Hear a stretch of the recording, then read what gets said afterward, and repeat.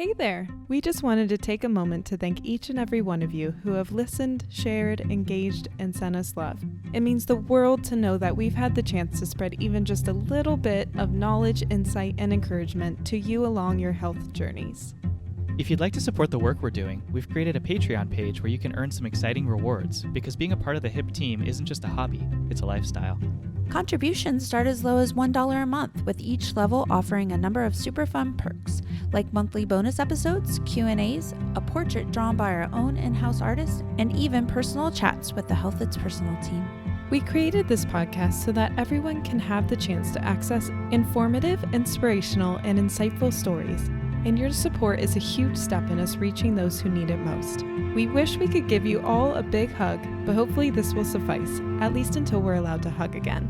If you love what you hear or are as passionate about health as we are, please visit patreon.com/thehip podcast. That's patreon.com/thehip podcast. We couldn't do this without you, so thank you again, and thanks in advance for joining our ever-growing HIP family.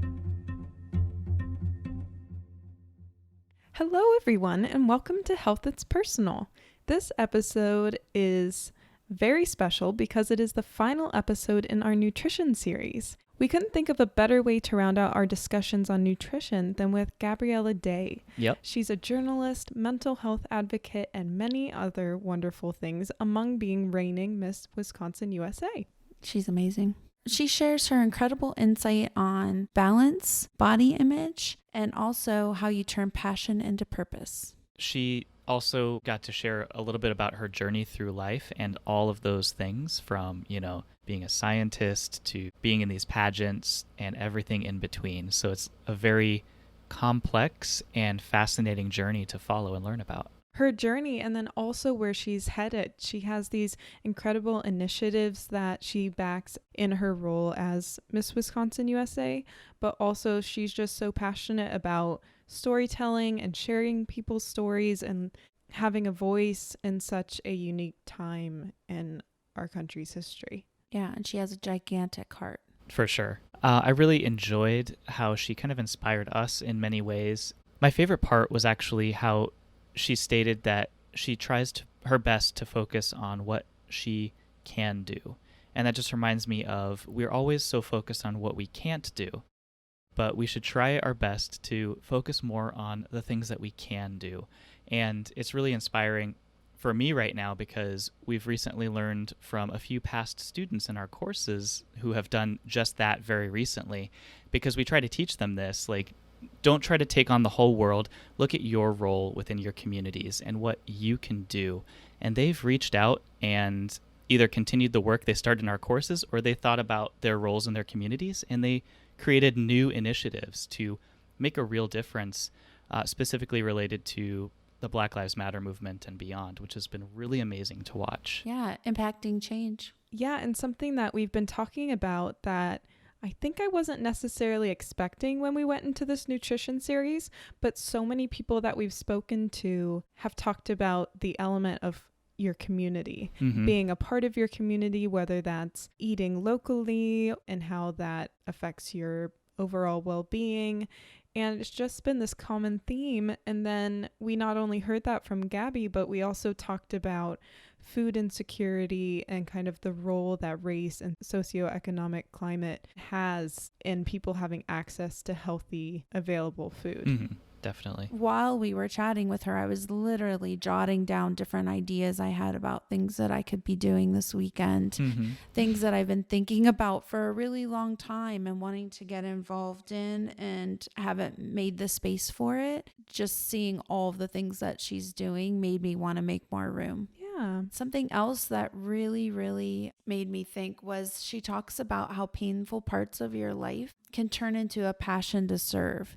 We've talked with people and myself have come from a childhood that maybe had its challenges, as many people do. And sometimes those things can hold us back. But I love the idea of taking that pain or taking that struggle and really turning it into a way to help other people that are going through similar things. Yeah. And also giving what you have. So maybe that's not physical things, but things that you've learned or We talked a little bit about how if you're in a position to help other people, there's always enough to go around. I love that. Even if you're not in a position.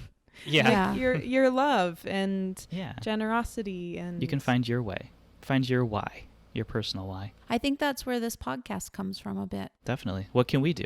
I think on that note, one of the moments that I won't spoil because it's so significant, but it regards, spoiler. Gabby's father and amazing things that he did. And it just reminded me of something that one of the most significant moments I've had in the classroom in one of my humanities courses where we're discussing the civil rights movement specifically. And I had a student who grew up in a racist household, but he emerged from it and he had a journey, and he's like, I don't want to associate with my family anymore.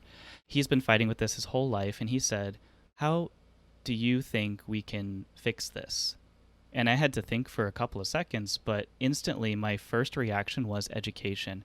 And that, I feel like, is a huge part of what we're doing here in this podcast and what we learned today. And that's just going out there, exploring the world, learning about the people in it and these communities, and getting outside of your radius, as McKenna said. Kind of go out beyond your bubble and see what's happening out there and try to reflect on that, leading to empathy, awareness, and so much more.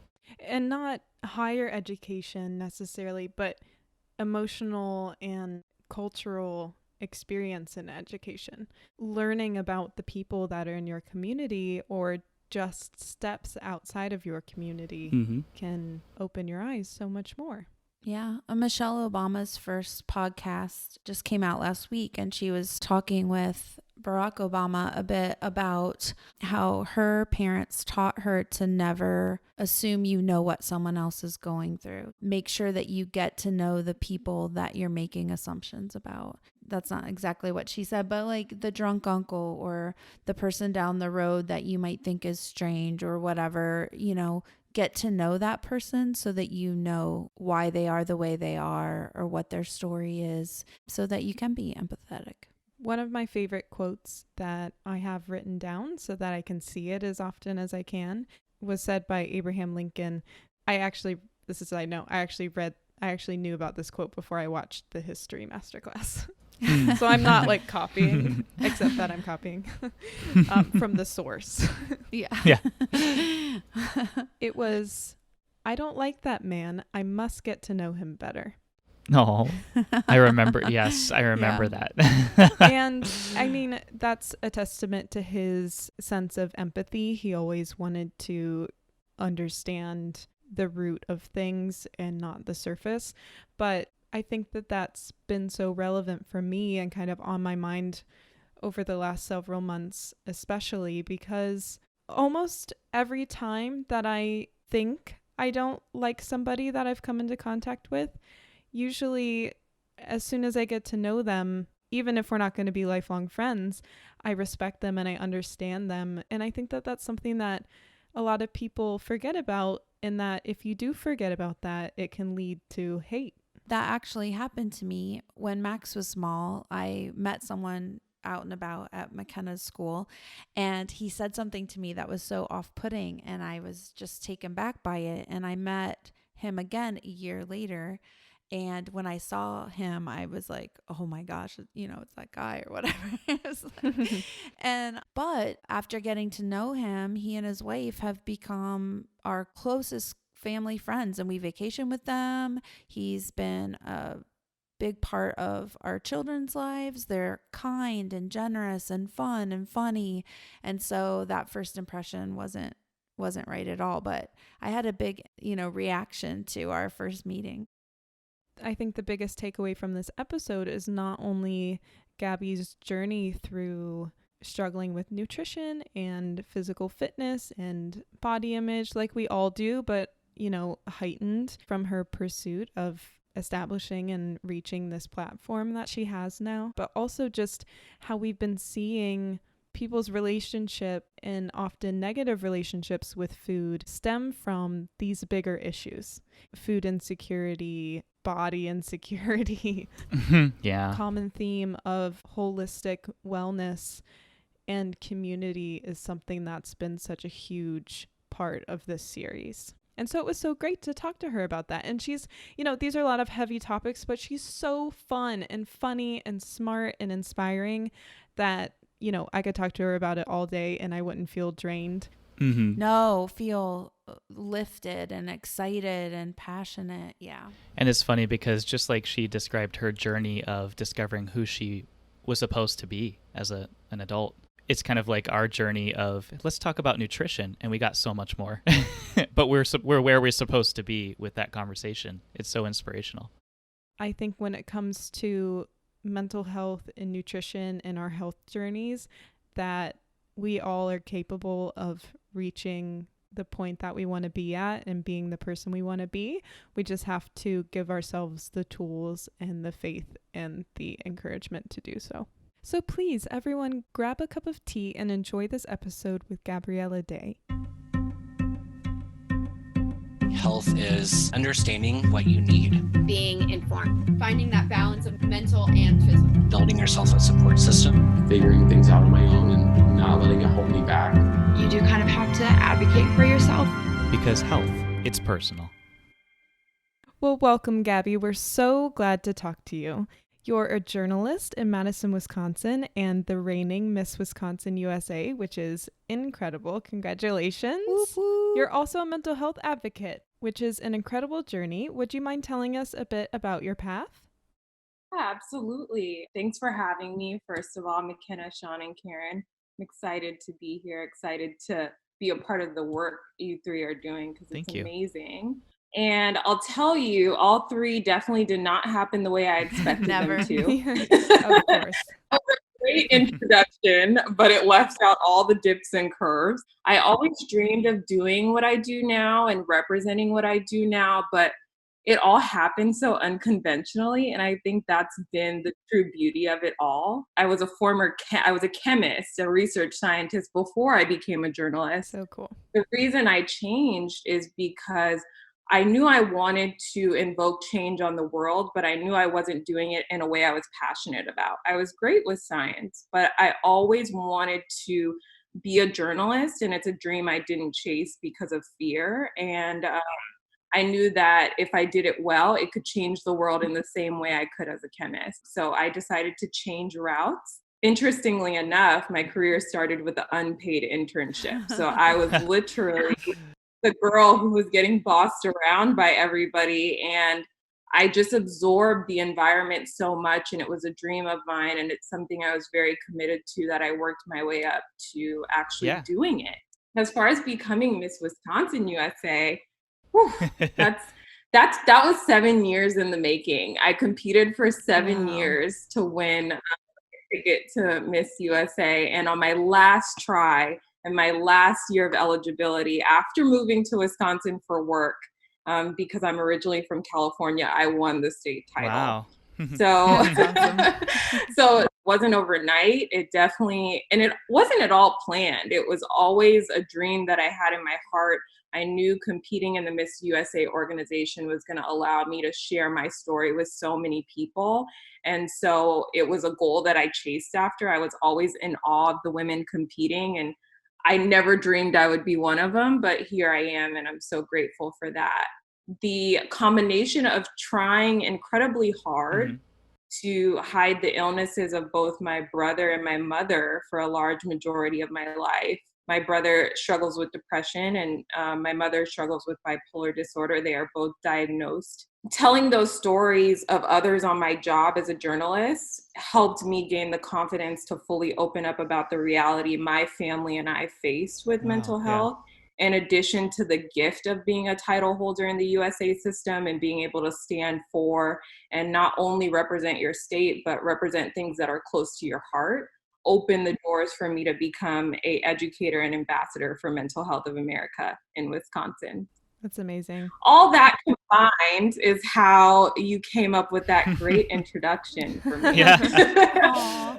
I love that so much because it's really easy to try for your dreams. And after 7 years of trying, or 4 or 2, it would have been understandable if you're like, oh, this just wasn't meant for me. Or a lot of people give up before the 7th try, right?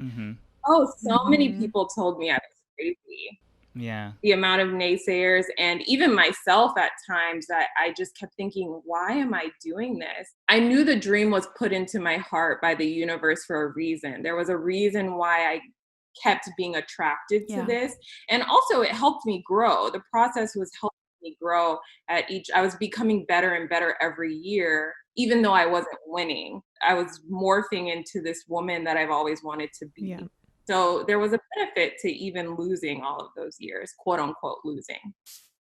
That's so cool. I met an author once that said he had written 322 letters to publishers to publish his book. And if he would have stopped after 321, he would have never had his book published. And that always stuck with me. That's me. Story of my life.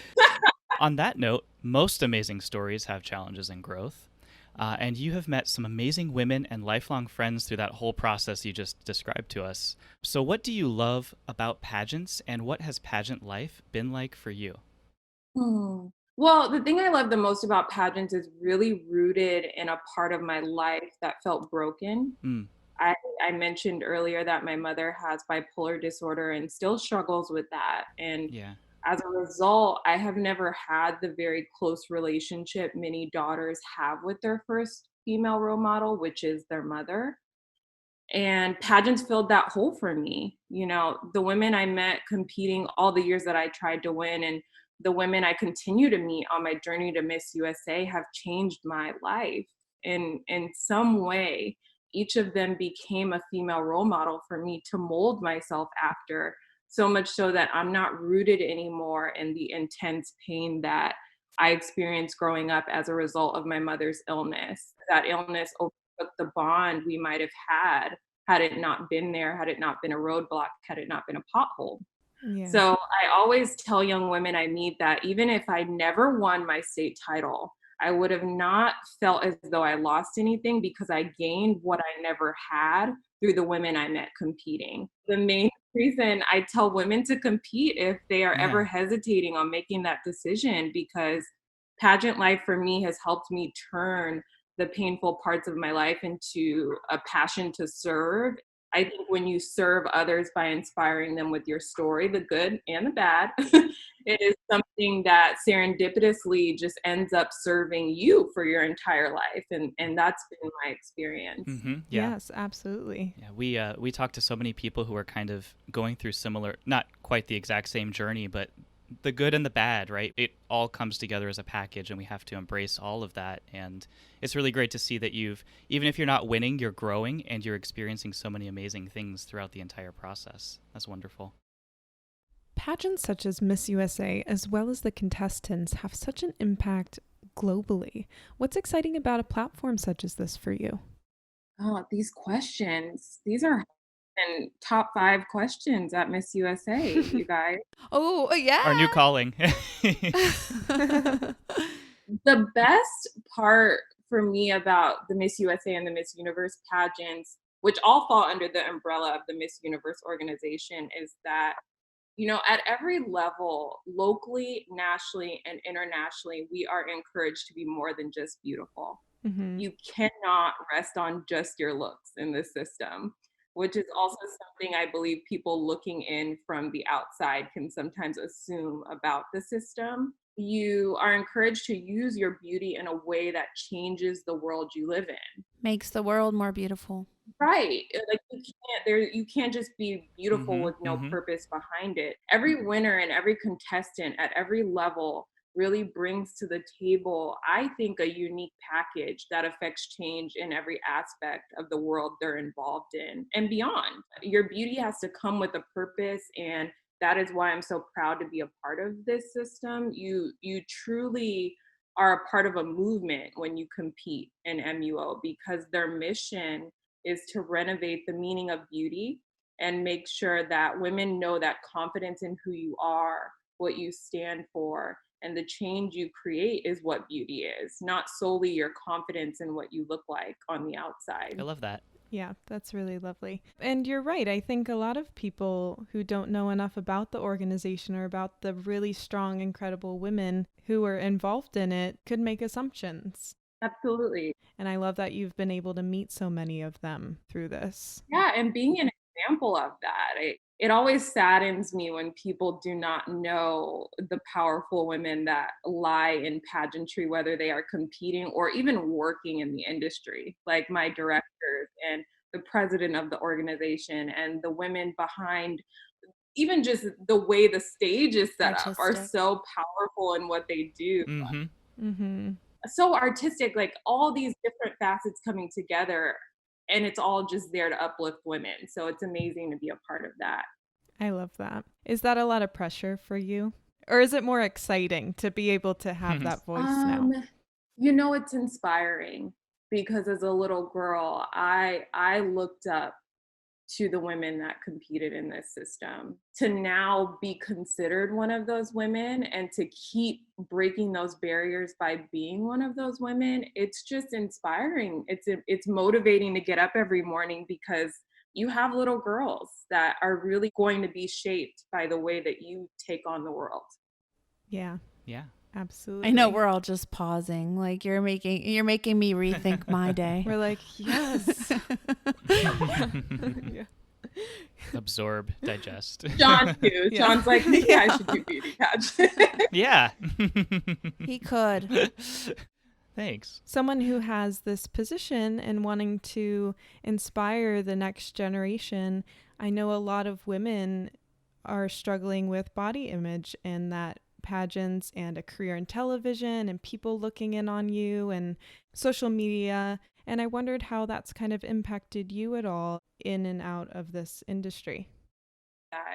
You're conscious of your body image. I agree because I struggled a lot with my body image in my earlier years of competing before I set out to understand my why for competing. I came into the pageant world broken. Really broken and with a lot of insecurities and truly not a sense of myself. You have to be empowered to find yourself, and that empowerment starts with finding the reason why you're doing something. When I first started competing, I struggled with everything from under eating to over exercising, starving, to binging, and I hate to admit it, even using laxatives to purge. And a whole lot of self-loathing each and every day. Now, after going to therapy for several years, which I advise everyone to do in life, it should honestly be a human right if it was up to me. A requirement. Through all of that, I've come to realize what was happening through those earlier years of me competing in pageantry. And I thought in my mind that those things I was doing, I had to do to win. Because I truly just thought that you were only valuable if people were impressed with your outsides. And when you think that way, you paint yourself so small. You ignore the potential inside of you and you don't give yourself the chance to live through your why, not through your body, which is so powerful. Yeah. And after learning my why, which the USA system empowered me to find, like I said earlier, my looks alone just weren't going to cut it. I've transformed into a version of myself that I could have never envisioned I would be when I was starving and lethargic 4 or 5 years ago. Preparing for Miss USA has actually been the first time in my life that I have worked towards being the best version of myself in the most balanced way possible. And I'm really proud of that. Working with a trainer now for Miss USA that not only helps me find the right ways to work my body, encourages me to eat and not restrict myself. And again, encouraging balance has been a game changer. So, I mean, shout out to Bombshell Fitness and Carbon World Health. All right. I feel a sense of relief and authenticity when I tell a young girl that looks up to me how I achieved the way I look, and that getting to the best version of myself is also achievable for her once she figures out her why, a plan that suits her and that she can stick to for a lifetime, and the importance of balance.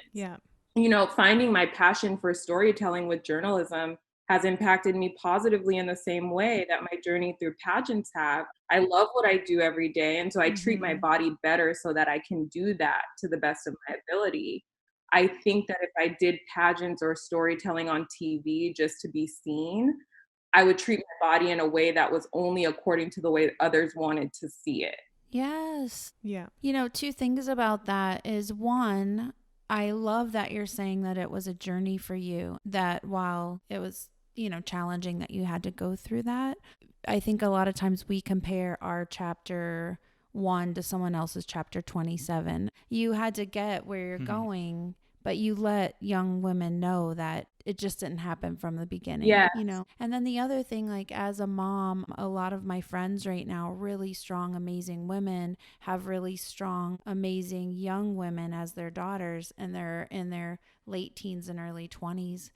And I think when someone is attractive growing up, we tend to say to them, oh, you look so great, or you're so pretty, or wow. And all the compliments are related to their looks. And I think along the way, they start to see that as their value. And so I think that we need a different narrative. And I love that you're really leading the charge in that. Yeah, I love that you said that, because the reality is every realm that you go into as an adult or as a young woman or as a young man, people want to see you in a different way every time. And living out of that place to just please everyone leads to unhealthy habits. Can't try to mold your body from the opinions of others. Your body can only thrive from a feeling, and you can feel health for yourself. We're all wired to know when we're balanced and healthy. We don't compliments for that. Yeah. I love that you said that, because I feel like it even applies to when you're at work or at school and they're saying you're doing so much great work, keep doing it, even if it's not looks, it's something else. If you push yourself too far in that direction, that's also unhealthy. Yes, like your body is balanced. We're just wired to feel balanced. And when you don't feel that, you have to assess for yourself what you can do to change that, not what you can do to morph into what others want you to be. Yeah. And that must be so empowering for you to have gone through your journey and see yourself become this woman that you always hoped you would be, and find your why and be able to tell the next generation of girls, you've not only made it to the other side of this journey, but are now doing this in a way that you are really proud of. Yes, absolutely. That's what I want my legacy to be. I never want to give someone advice that I haven't taken myself. Another great point. Yeah. That's good. That's good to remember. Absolutely. We're going to have you ready for all these questions and no Oh time. yeah, I just feel like I'm in my Miss Universe interview. So we've kind of covered a little bit about how your healthy practices have changed the way you feel and see yourself. But would you be able to tell us a little bit more about what you could possibly say to a young person who might be comparing their body to images that they might see maybe in social media or on TV, and just kind of walking them through that in addition to what you've already told us? Having been that young person comparing myself to others for many, many years, my heart immediately goes to the words of Teddy Roosevelt, which is, comparison is a thief of all joy. Oh, right. In order to avoid the pitfalls of comparison, there has to be action and tips in order to do that, because it's going to naturally happen, right?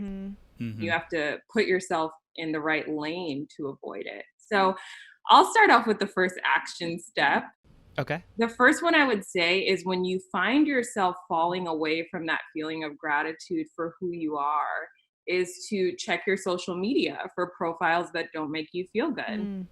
In this day and age where social media has taken the place of reality for so many, it can trick you into thinking that what people post is how their life is consistently.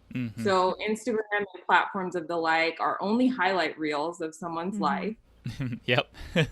They don't paint a full picture of reality, because where there's perfection, there's imperfection, and where there's highs, there's lows, as we've talked about. So that is reality. So you have to go through who you're following and either mute or unfollow those who are giving you that false feeling of being less than, because you're not. Yeah. This is nothing against the person that you have to do that with. It's just about protecting your peace. I did this 2 years ago, and it was life changing. And I only follow people I personally know, I've met, or that I've connected with in a genuine capacity, like I have with the three of you. Yeah, exactly. Thank Yeah. you. It's good to hear. I also follow a lot of inspirational pages that aren't centered around the way someone looks.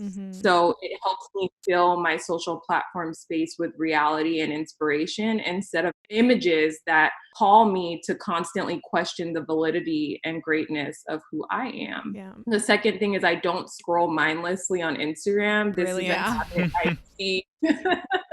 And we're all guilty of it. Yeah. This is a habit I see a lot of young people picking up, and I think it's really detrimental given that they're usually scrolling on images of others that contain little to no substance, and they're liking them without thinking.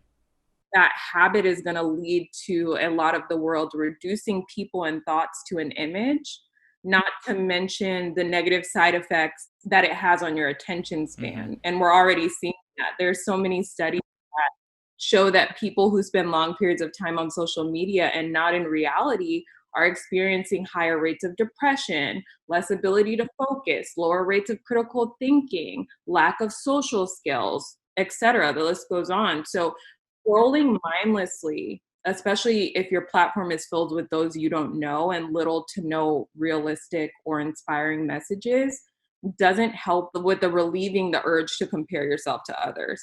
So my tip for that is to set a timer on your phone once you start scrolling and get off when it stops. There's also an app called Flipped that is free on all smartphones and blocks you from apps after a certain amount of time. I used it for a little bit when I was making my choice to live a more mindful life, and it helps so much that I don't need it anymore. Yeah, I love that. That's great. People in my life, sometimes they get upset from time to time because I miss a picture they posted, Yeah. or I'll miss a story, or I'll forget to check a DM. But for those who really know me, they know not being on for a long time. Right. It's important, yeah. I feel a little terrible because McKenna and Karen are always sending me actually really inspirational or really uplifting or funny things on Instagram, and I'm so rarely on it that it's like two weeks later, I'm like, thanks so much for all of That's this. me. Well, then it's like a big download. Yeah, you just get all the inspiration. Surge of positive Oh, man. energy. Yeah. Yeah, but it also feels good to take those long breaks from it and then occasionally popping in and catching up, and it's so great. But in addition to these conscious social media practices, how have your healthy practices, especially with nutrition, changed the way you feel and see yourself? Yeah, I was just going down like a list in my mind of things that I've done in the past, and the last thing that I would mention is to invest your time or your energy in hobbies that make you feel good. Oh, yeah. Waste of time you would spend scrolling with reading. Pre-pandemic, mine was figure skating. I've done that for 14 years competitively, so it's just my Wow. or music, or like doing new hairstyles, like anything that keeps Yeah. you busy and happy and that doesn't involve you wishing that you were someone else. Do that. You know, you've learned a lot about nutrition and your physical fitness over the last few years as you've been making health conscious choices. I think we kind of like to hear a little bit about where you're at now with nutrition and what about nutrition makes you feel your best. Well, I mentioned before balance, and that's really big for me because when I was competing in the past, I would restrict certain food groups. That was my number one thing. I would say no to this, no to that, no to that. And this was not even thinking about allergies being involved. I wasn't avoiding food for allergies. I was literally like, please avoid foods that you're allergic to. But I was avoiding foods that I deemed bad, or that I read online or heard from another girl made you fat.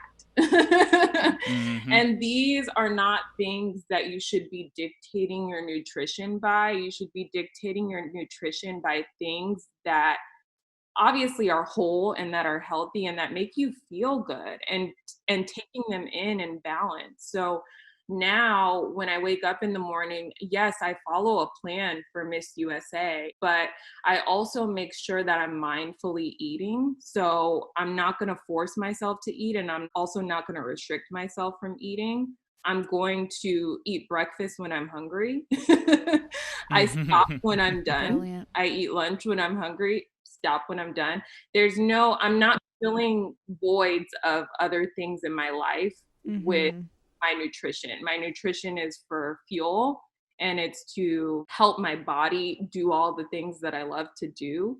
It's not a control mechanism for me anymore, which it is for a lot of young girls when they're growing up trying to figure out what the best thing is for their body. That's so important. Yeah. So the change in me I've seen is just I have mental clarity now. So my brain is not fogged up with creating calorie limits or or lists in my mind of foods I can't touch.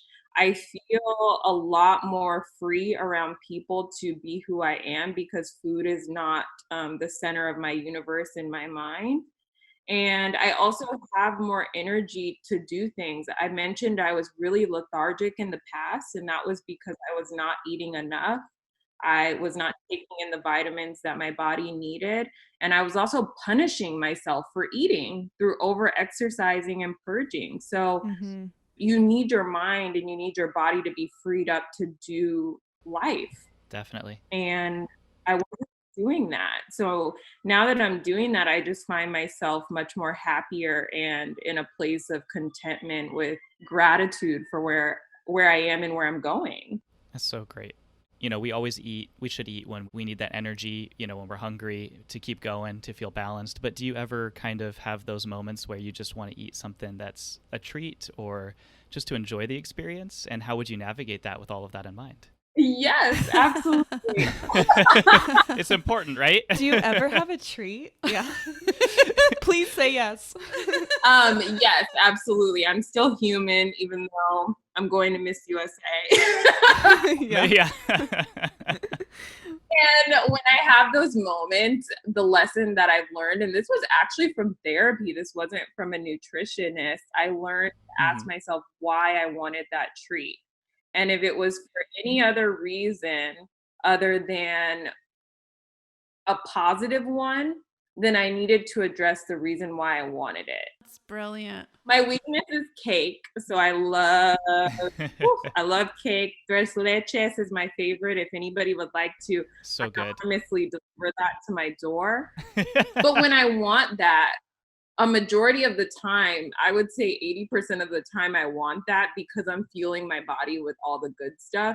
The only reason I would want that is if I'm trying to cover up feelings of inadequacy.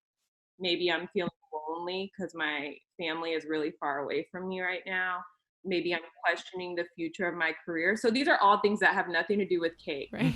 I think they have everything to do with cake. Trying to use cake to distract myself. Yeah. And so once I ask myself that question, I usually can solve those things by either writing in my journal, calling my family, or talking to a friend, or even just like going back. Like I have a scrapbook where I go back through pictures sometimes and just look at how far I've come. And by the time I'm done doing all of that, I realize that I'm not even hungry. I just wanted the cake to cover all the feeling. And when I do have the cake, it's in celebration. It's because I'm happy, like have any of those worries. And I'm like, I really just want the cake right now. Then that's when I go for it. Gabby, that's so brilliant. I love that. It's like if you're eating because you're bored, then call a friend and go have a coffee. Yes. Or if you're eating because you're missing someone, write them a letter or call them. I love that. Yeah. And I think it's a lot about those positive feedback loops too. If you only eat the cake when it's a positive experience and, it's to celebrate something, it feels a lot more special. And then you're not as drawn to it when you're in, a sad place. I only associate cake now with happiness. It's not sadness for me. So I don't feel guilty when I eat it. I actually tell people I think I lose weight when I eat it, honestly. So do you have any advice, Gabby, for parents when talking to their children about these important topics, about balance or about nutrition, thinking about a teenage mind or what you were going through when you were younger? Like, what could someone that you admired have said to you to help you understand like your true worth? Yeah, my dad is my biggest influence in life. He's my best friend. He always instilled in me to not let things have power over me. If I'm finding myself in situations with nutrition or even working out, anything body wise, he always encouraged me to know that I am more than that and that I have power over that. And that power is in my mind. I'm capable of being bigger than starving myself. I'm capable of being bigger than needing other people's approval. I'm capable of being bigger than people doubting my dreams. And a big part of that parents can tell their children is, can you starve yourself to win that basketball game? No. You have to feed your body. Can you sleep at night if you're not working out consistently? No, because your body will start to own in all that anxiety. However, it goes in the opposite direction too. Like, can your body heal if you're over exercising? Can you have fun with your friends if you're constantly obsessing over what you can and can't eat? Can you be present in those moments in your life that mean the most Yeah. if food is controlling your mind or nutrition is not adequate? Like, these are things to, I think, give a child so that their motivations are not to be skinny or to be an image that they think other people want them to be, but to be the things that they love and that they care about and that they're passionate about. And in order to do those things, you have to treat your body nicely. You have to treat it in a way.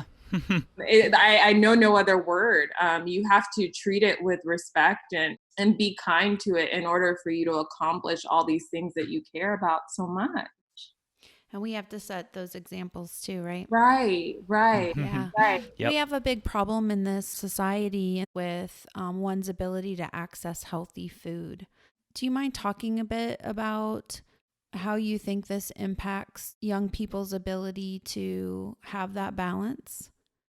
Yeah, absolutely. Such a great question. There's a lot of variance in accessing healthy and affordable food. And I think those two main variants that are playing a huge part in our society right now are race and socioeconomic status. Yep. Definitely. Unfortunately, race and socioeconomic status play such a huge part in many of the things in our society, but accessing healthy food is one of those things. And this is something a lot of people don't realize until they see it and they're confronted with it. And as a journalist, I drive around areas of my state a lot. I have also traveled a lot in my life. So everywhere I go, I see patterns, and my eyes are really trained to look for those patterns. So the food disparity all over our nation equally lines up with your race and where you live. Yeah. And as we all know now, especially because of the breakthrough of recent movements, light has really been shed on the fact that race has a direct impact on your income as well, which then in turn has a direct impact on where you're able to live. So, for example, here in Wisconsin, we're ranked 51. And when I say 51, I mean last on the list. Yeah. Like, let me say it again, 51. out of. Yeah. In terms of our economy and how our economy supports racial equality. So to look at that in numbers, the average white family has a net worth of $171,000 compared to just $17,150 for the average Black family. That's a massive, staggering difference. Yeah, I was silent so people could let that sink. Yeah. That income gap is so large and determines a lot of things when it comes to food and how much quality of food you can buy and you have access to. So furthermore, it determines what food outlets invest in property in your area. So Madison, Wisconsin, where I live, is a great example of that. I live near UW-Madison on the west side of Madison, where the demographics of my area are 75% white. Okay. There's Whole Food stores, high-end grocery stores, Targets, co-ops everywhere, with the occasional McDonald's or fast food restaurant. And if you see that, it's in isolation or those fast food restaurants are condensed into one spot. Yeah. However, if you go over to the east side of Madison, where the majority of 25% of the minorities in Madison live, there's actually no Whole Foods. There's no premier grocery stores. The ones that are there are like poorly stocked with freezer and refrigerated sections within the store. Mm-hmm. There's fast food stops and grocery stores on every block. So this is where people are getting their food. This is not fresh food that's affordable, and it's definitely not healthy food, and it's based on their race and economic status. Mm-hmm. And because we know that the foods that we eat impact our brain and our ability to learn and our ability to, to be healthy, that says a lot about what's going on in our country right now. It says a lot. And at the very least, everyone should have access to healthy food, since we know that that's the foundation of living a long, successful life. Those are definitely the main barriers that I see when it comes to healthy food access and that disparity. Well, and right now, a lot of really important conversations are happening around the world in regards to race. And I think food insecurity is one that isn't covered as much. I think people don't always leave their radius. That is true, McKenna. That's a nice way to put it. Yeah, I think we get comfortable and we find the place where we feel like we fit in if we have that luxury and we choose where we live, and then we just accept what's in front of us. Yeah, and it's so funny that you bring that up, because I don't have children. I can't be in a house where I'm considering childhood nutrition, but if I was, it always points me back to my childhood, where my dad actually did drive me around town sometimes after dinner on weekends. And he would show me the differences in neighborhoods and explain to me why. And after those explanations, he would always ask me how I felt about Dad. it. Such good parenting. Telling you, he's just, I don't know what I did to deserve him, but thank you, universe. But he would ask me, what are you going to do with that emotion that you're really sitting in right now? He's like, are you going to use it, or are you going to do something about it? And I would always excitedly remember saying, change is the way. The foundation of that, the backing of that was like, I didn't like the disparities I was seeing, and the only solution was to create change in the ways I was able. So I think my dad really empowered me to do that, just by showing me things outside of my comfort zone that made me uncomfortable. And I was young at the time and needed a lot of his help when it came to solutions, like writing reps and taking food to food banks and donating some of my allowance to foundations that supported the change I wanted to see. He handled the logistics of that after planting the seed. Wow. So he educated himself in order to educate me. And as adults, that's what we have to do. We have to give awareness of the problems that lie early on, so that we can encourage this next generation to take those disparities and be movers and shakers, and not jaded by things they don't know. Yeah. It's the difference between sympathy and empathy when it comes to these food disparities, because it's like, we want a generation that says, I don't like that, I'm going to change that, as opposed to a generation that goes, oh, that's too bad, that's so sad. Yeah, that just says, I don't like that. Yes. Like, one makes you stand still, sympathy, and the other moves you, and that's empathy. And so with the food disparity, there's so much that we can do, but it really starts with the awareness of that and having that conversation. When we started, I was like, Gabby's a rock star. And now I'm thinking Mr. Day is the hero of this story. It's all amazing. It's all. Gabby, what do you listen to or read or consume in order to feel inspired? What lifts you up? What are those things that really make you feel good? Well, I'm a big reader, so I read about one book every 2 weeks. That's what brings light to my spirit and lifts me up. Right now, I'm reading The Confidence Code by Claire Shipman and Katty Kay. It's really for me as I gear up for Miss USA, because my number one source of power, I think, in competing is the confidence that you have in yourself and understanding where that comes from. And this book talks all about that from every angle. Everyone should pick this up. You really won't be able to put it down, especially if you're like a science geek, philosophy addicted history buff like me. Oh, yeah. Mm-hmm.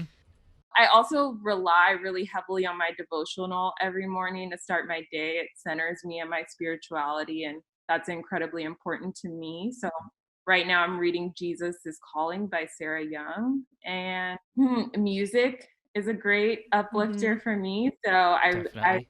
I love music. I listen to every genre all the time. I think a lot of people would be surprised actually to hear what I listen to. Yep. But at the moment, I'm obsessed with the new Lion King soundtrack by Beyonce, which is titled Black is King. So amazing. On my Instagram right now, you'll see a story post about it. But every song tells a story that I can identify with as a Black woman. The album makes me feel strong, especially at a time in our country's history where I feel like race is really something we're all struggling with. And I'm on the explaining end of that conversation. So I'm having to explain my Blackness and the experiences that come with that consistently. And that can be really overwhelming on most days. Absolutely. This album has really held me tightly when I feel exhausted and quite frankly tired of having to explain being Black. Helped me feel proud and gives me energy to keep loving the skin that I'm in. And I think everyone needs an album like that, an album that makes them just feel like themselves. That book that I was telling you about, that the gentleman sent letters to publishers 322 times, his book was called The Skin You Live In. Oh, yes. Oh my gosh. Okay. I'm writing that down. Yeah, it's a children's book, and it's actually really beautiful. And McKenna was, I think, 10 when we met him. So he's been thinking about these things for a long time. What are you working on right now that you'd like to share with us? Yeah.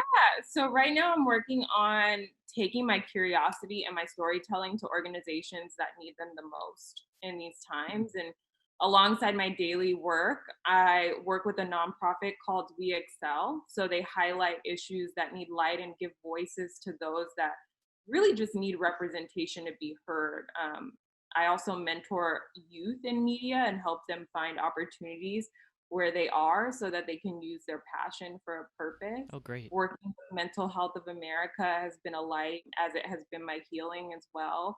Being able to use my story to help others grapple with theirs on top of being a gateway to solutions for them is something I never had growing up. So I'm so honored to give that capability to others. And I'm also working on getting my foot into the door of the American Civil Liberties Union, ACLU. That's awesome. That's really cool. A part of the change that we're creating globally, specifically in the fields of mental health, racial equality, and disabilities, and so much more. So if you know anybody, let me know. Yeah. I'm filling out applications as we speak. And then, like you mentioned, Karen, I have a book club with a group of other USA title holders where we read works surrounding the national consciousness of being anti-racist, and we talk about the current racial climate openly and break down those barriers that we have regarding conversations around race. All those endeavors are what I'm working. I can't even with you. Oh my gosh. You have to stay balanced or you just like poof into like a little dust. You love what I'm doing, so that is my balance. So it helps, yeah. It's part of the balance. Find all those links of the places I'm talking about. We Excel can be found at weexcel.org. So we, the letter xl.org.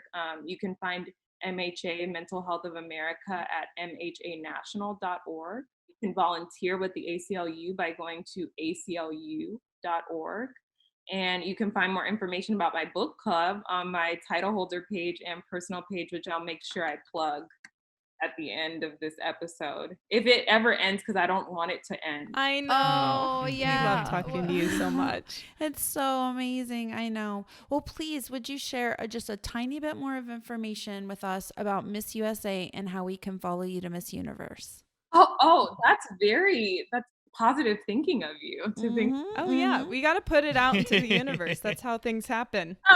we're going to keep our fingers crossed for that one. Wherever God wants me to go, I'm so willing to go there. But preparing for Miss Universe is lighting me up, and the huge blessing in all of the intensity of preparation is just that this has been a childhood dream of mine come true. And even in these like really challenging times, I'm making it work with the help of my team and the support of those I love. As of right now, we are looking forward to Miss USA happening this year.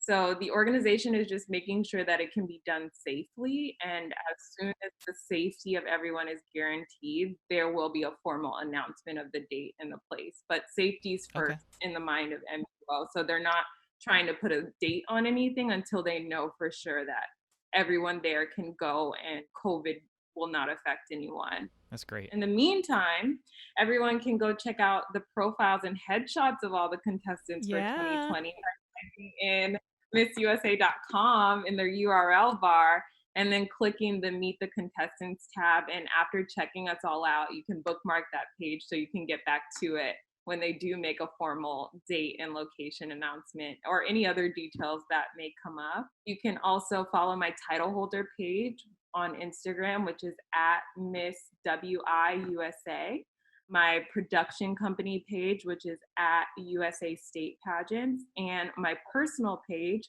which is at I am Gabriella D, Gabriella with 2 L's and the letter D. Anyone following those will know as soon as I know anything. Okay. Yeah, we're going to have a watch party. Don't you worry. And you got to have enough food so that hopefully that will send a good omen out that I will make it into the top 15. I'm making cake. All the tres leches. Oh, Gabby, it's so amazing speaking to you. I can't even believe all the amazing things that you're doing. And we're just so grateful and happy to have met you. I'm grateful that we connected in a very meaningful way on social media. I think this is how it's supposed to be used to make like this. Yeah, thank you so much. It's been really great. All right. Well, please, we'll be in touch, and you have the most amazing day. Okay. You too. Bye. We'll talk soon. Yeah, take care. Bye. Thank you, everyone, for listening to this episode of Health That's Personal. Follow us wherever you get your podcasts for bonus episodes and new releases every Wednesday. The Health That's Personal podcast is produced by me, McKenna Udi, and hosted with the Phronesis Health Initiative team, Karen Jively and Sean Tingle. Special thanks to portrait artist Alexander, musical contributor Bernie Ramke, and to our guests and experts for their kindness and bravery in sharing their stories each week. Please listen, subscribe, engage, and send us topics we can explore that would help you on your journey. Because health, it's personal.